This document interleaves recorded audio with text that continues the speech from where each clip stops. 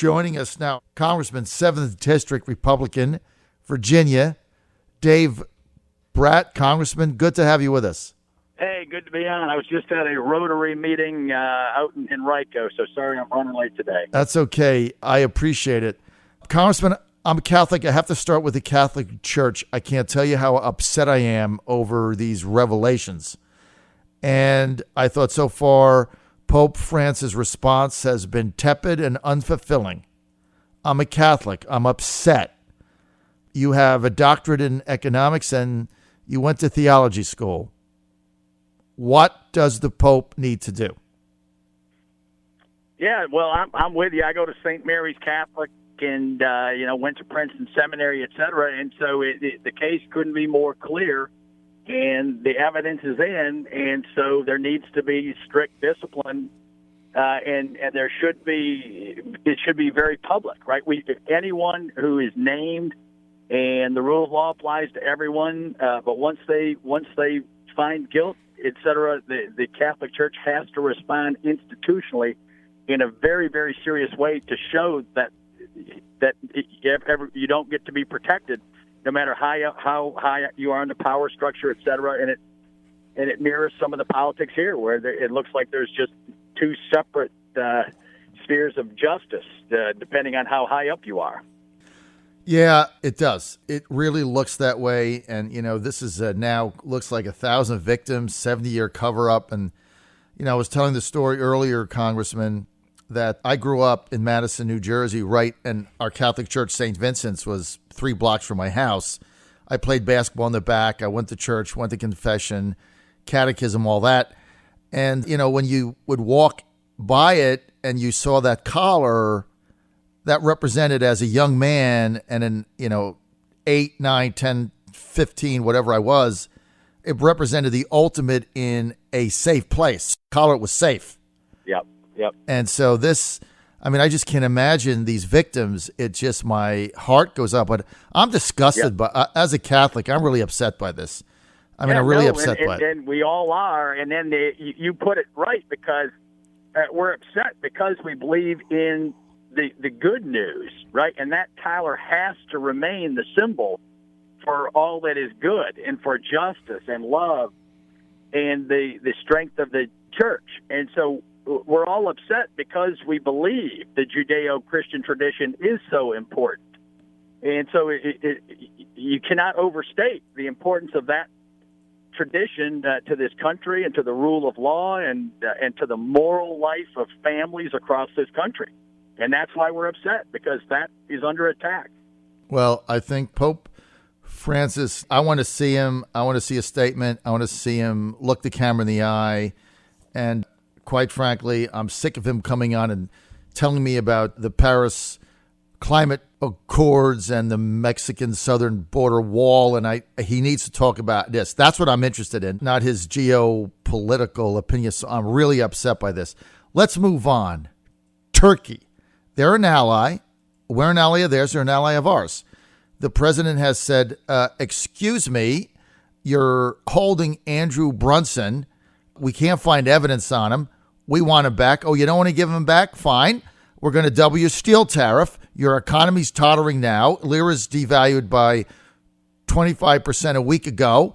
And at 50% tariff, you're priced out of the steel market in the U.S. Have a nice day. Tell me why that is not standing up for America. Yeah, well, in that case is mirrored around the globe in many countries. I have a young man running for president of South Sudan in Richmond, and I've been helping him as well because these countries do need change. And so you're right. There's no evidence against a pastor who's being held, and the United States of America cannot bring him back. You've got to be kidding me. And so, Turkey they're in a key strategic slot, et cetera, but it makes it all the more important that we get them standing up on our side. And right now they're not. They're tottering. Their economic and political system is cracking, like you say. But that's no excuse. And I'm glad we're standing strong across the world. Are you in favor of the president's move to double the steel tariff on our ally for this? Yeah, I'm not up to speed on the latest what we brought to bear against Turkey, so I don't want to overstate. But yes, whatever pressure we can put to bring home that pastor, we need to put extreme pressure on them and get that job done. Congressman, what is your position on the president revoking security clearances of certain people? Obviously, former CIA director John Brennan the other day, the president says there's to come. What's your position on that? Well, the Brennan case is fairly straightforward. He, declared the president of the United States guilty of treason, and the penalty for that is the death penalty, of course. And so, when you have a former CIA director who's been in on the resist movement since day one, right? No honeymoon, no nothing. That's fairly incredible and remarkable that he has a security clearance still. And so that in that case, there's clear grounds. He has no right to that. It's a privilege. And then others, I think the White House, it would be good to name what is the criterion. So it's very clear that it's a policy, that it doesn't, people, the left's trying to personalize it to Brennan, et cetera, and tie it to free speech grounds. And so the White House has to be careful and just name the criteria that applies to everybody, no matter what political party you're in, so that we have clear ethical guidelines going forward. So, Congressman, let's just reiterate your position on this. So you're not opposed to the president. I want to be sure I get this straight. You're saying you're not opposed to the president revoking clearances, but you'd rather see it as a policy than looking at people individually. Is that what Is that what I've heard? Yeah, he's laid out in ethics. You have to lay out the criterion for your decision. And so with the left and all this antagonism going on with the Russia investigation, et cetera, it's just important. I agree with him revoking Brennan because there's clear criterion that's been laid out. And when you call the president, guilty of treason and he won't walk it back, that's grounds. And then when it comes to other people, the left and the rule of law matters. And so you want to make sure you have clear criterion for all cases going forward. And if they meet the criterion, then they have their security revoked. Do you believe that security clearances should be revoked for all people that have security clearances that are no longer employed by the government? What I'm saying is that is a huge policy sea change, and so we need to put down what is the criterion to hold them, right? And if people aren't clear on that criterion, this is a major deal, right? And so there can be abuse, and so that's what we have to see. That's what we have to sit down and think about very carefully. What are the criterion for revoking them? So no global statement on what we should do until we know what it is we're talking about. All right, Congressman Dave Brat, let's get to the Mueller investigation. There's no end in sight here, as far as I can see. This is going to go on through the president's first term and beyond. I see no end. They have no evidence after 18 months and, I don't know, $100 million, some big number, $75 million, I think I heard. What do you think should happen with this? Well, I mean, that's the problem with these open investigations. What should have happened was right up front, before the investigation started, you have to name the statute that's been violated. And that never happened. And so now it's just wide open. And, people are going back on 20 years on other folks on unrelated issues to the thesis statement. The thesis statement was collusion on the election with Russia. On last year's election, right? And that happened on President Obama's watch. And so the problem is this thing got underway, and the criterion, like I'm talking about, on all these issues, right? And when you do ethics, you've got to lay down the marker. And before a special investigation gets kicked off, you're supposed to have to name what the statute that's been violated. That never happened. And so I think they need to go back to that initial phase and ask the Mueller probe and those who initiated it, what is that originating case? Because if you don't have that tacked down, then the scope and the time frame, like you're saying, can just go on forever because they're not in search of anything. They're just in search of everything. I think it's very disturbing. Now they just leaked out that Michael Cohen is likely to get indicted for taxicab loan fraud or something. I don't know what any of this has to do with the original scope of this investigation. So I think to a lot of people, this is a lot of money, and I just think it's very disturbing to people because this is really unmitigated power of a federal government. And look, I went through the same thing, and so did you in Virginia with Bob McDonnell, right? I mean, They put 50 FBI agents down here in Richmond. I mean, he took a $25,000 no-doc loan. I think he should have resigned over it.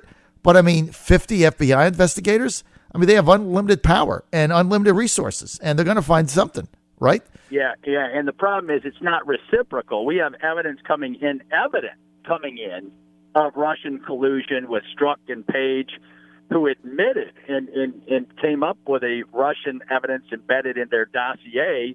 And now, or with Justice also, his wife, it turns out, worked for Fusion GPS, who helped put the dossier together. And this is evidence of wrongdoing and for sure bias and ethical overreach on the actual statutes we're talking about, having to do with Russian collusion in the past election.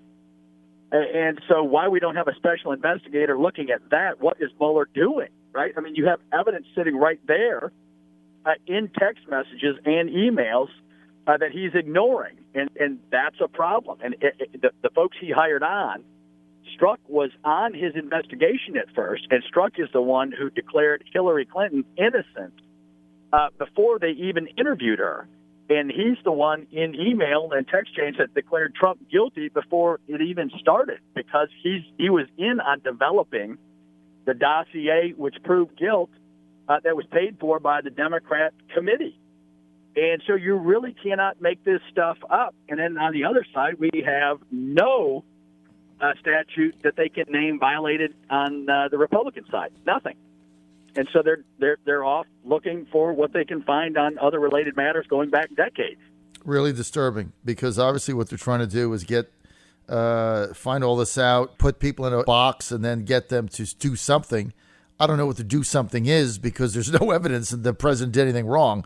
So it just seems to me a way out of bounds for what we bargained for. Hopefully they're going to bring this to conclusion. But I can tell my listeners, if Nancy Pelosi is elected Speaker and the Democrats control the House, come January, they're going to impeach Trump in 90 days. Doesn't matter what the charges are. They'll find them. He put marmalade on a peanut butter sandwich. They'll find something. And so the stakes here are high. And it's interesting on that issue. My opponent, for example, won't answer. What will she do on the Trump impeachment? And she says she will not vote for Pelosi. And the assumption has to be because Pelosi's not conservative, not liberal enough for her, right? And so she won't vote for Pelosi because she wants to go further left. And that ought to give everyone in the 7th District plenty of pause. When you say that Nancy Pelosi isn't liberal enough and you need to find someone more liberal, boy, that tells you where my opposition is on the Democrat side. And this country is lurching towards socialism by the day. And her Spanberger's health care piece costs $32 trillion and will require you doubling the personal income tax rate. Your personal taxes doubled and the corporate rate doubled. And so now she's going to drop that like a hot potato, probably. And she was open borders, and she finds out that no one likes that. And so the Democrats are pivoting. They're doing 180s all over the place because they don't have an agenda to run on. Well, Abigail certainly has to come clean on whether or not she's going to vote to impeach Trump. I believe when I asked her that the last time, she said it would depend on what the evidence is. There is no evidence. So the answer would be, well, right now, if it came up, I would vote yes or no because there is no evidence, right? Right. But it doesn't matter that there's no evidence, which is my whole point. All right, I got a couple more minutes. 2 questions. If the Republicans maintain the House, are you going to vote for Jim Jordan for Speaker? Yeah, I'm definitely for Jim Jordan. He's one of the most guys. He's been strong on the deficit and spending for his whole life, but he had cut cap and balance back a decade. He ran the Republican Study Committee. And the basic thing he says is you got to keep your word. If you give a promise to the American people, that's what I does, and he'd be a great speaker. What about this wrestling situation where it's alleged that, maybe he didn't present all the information up the chain?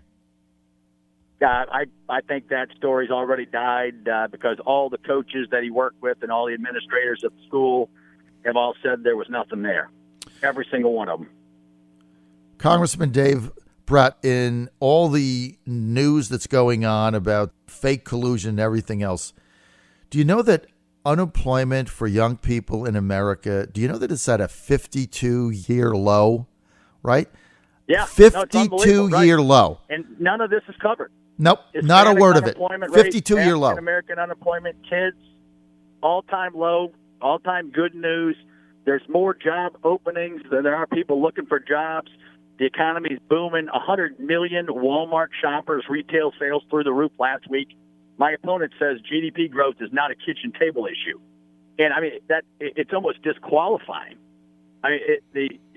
You can't get a more kitchen table issue than economic growth and 100 million Walmart shoppers. That's kitchen table. That's exactly what we're talking about.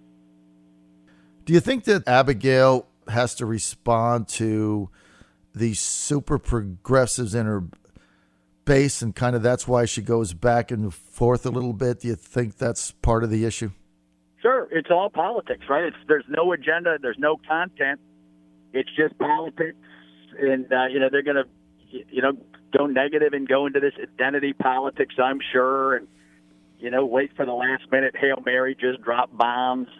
And that's what the Democrats do. And I don't roll that way.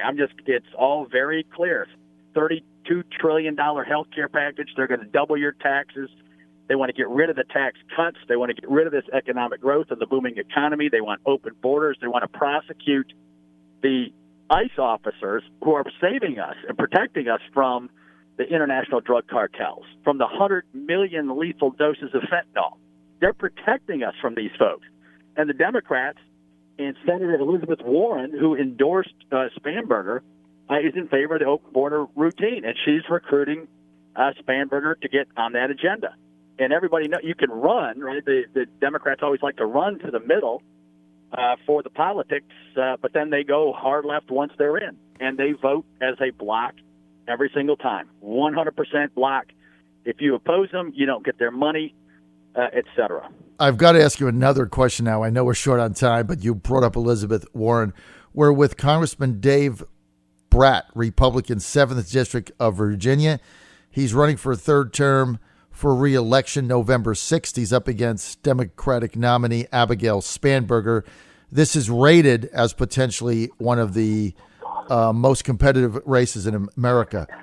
Final question, and I know you got to take off, Dave.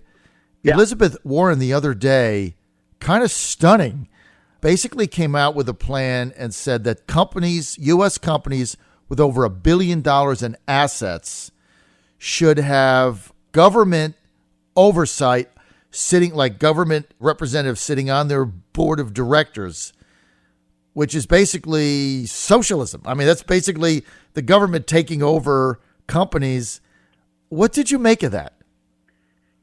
Well, that's just part of their logic. So, they're telling us that that's what they want to do. They've already done it with Obamacare, right? I got Democrats coming in and saying, in my town, I got roaming town halls because I can't have a town hall because Abigail was in the front row while they were swearing at the pastor and everything. And Chief Spanberger was yelling. We couldn't get a word in edgewise. And Abigail Spanberger sitting in the front row and wouldn't do anything about that terrible tone. And so I'm going around, and Democrats are now telling me I have one prescription drug allowed by my big insurance company, and my doctor's not even in the loop. And they're describing Obamacare to me, and I my heart goes out to them. I say, I'm fighting against that. I'm for you keeping your doctor and having smaller insurance companies and choice and competition, et cetera, while still ensuring preconditions, et cetera. And they're describing the failing of socialism. And so Elizabeth Warren, there's nothing new. That's exactly what they say they're going to do. And Abigail Spanberger wants to increase socialism by $32 trillion more just in the healthcare sector. which is 1/6 of the economy. So there's no end to that logic reaching into the other parts of our economy, and they stated as such. We're out of time. I want to thank Congressman Dave Brat for being with us. More information on his campaign, go to davebrat.com, davebrat.com. Congressman, thanks for being with us.